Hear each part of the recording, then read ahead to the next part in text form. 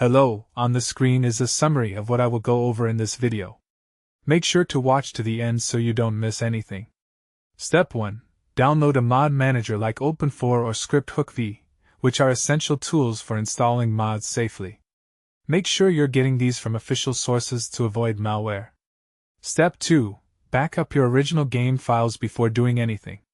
This is crucial because mods can sometimes conflict with the base game, and you'll want to restore everything if something goes wrong. Step 3. Extract the mod files to your GTA 5 directory, typically found in your program files or Steam folder. Most mods come with instructions on exactly where each file should go.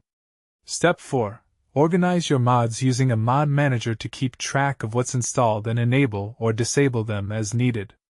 This prevents crashes and helps you troubleshoot issues quickly. Step 5. Launch the game and test your mods carefully.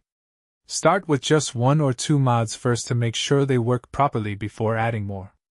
If you notice any crashes or bugs, disable the latest mod you added and try again.